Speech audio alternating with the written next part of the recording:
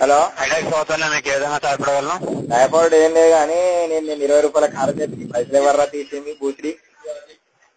Sorry sir, పైసలు ఎవరు తీసింది ఇళ్ళకెళ్ళి? బ్యాలెన్స్ కట్ అయింది అంటున్నారా సార్ మీరు? కొంచెం లైన్ లో ఉంటారా? చెక్ చేసి చెప్తాను బ్యాలెన్స్ ఎంత వల్ల కట్ అయిందా. చెప్పు చెల్లి. నిన్న కట్ అయింది అంటున్నారు కదా? నిన్ననే కట్ అయింది.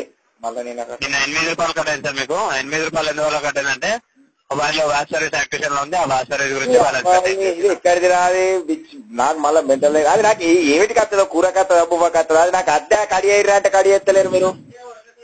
సార్ మీ మొబైల్ లో హంగామా యాప్ స్టోర్ అనే సర్వీస్ నాకు వద్దు. ఇది ఏంటా నాకు ఎందుకు హంగామా వ్యాపు?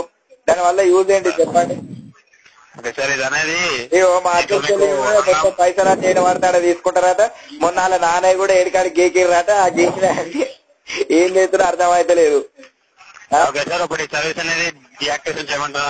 పైసలు బాగా దొంగతనం చేస్తారా? లంగాలు తయారయ్యారా బోసిడికే మీరు? అలా మాట్లాడితే కాల్ డిస్కనెక్ట్ అవుతుంది. నాకు తిక్కదండి. ఎట్లా మాట్లాడతారు బే మీతోటి? పైసలు దెంగేటి దెంగుతారు మళ్ళీ మాట్లాడద్దంట. అవురా బోసిడికే? సార్ అలా మాట్లాడితే కాల్ డిస్కనెక్ట్ అయిపోతుంది. ఓకేనా? బోసిడికే మా బాధ చెప్తే నీకు కాల్ కాడి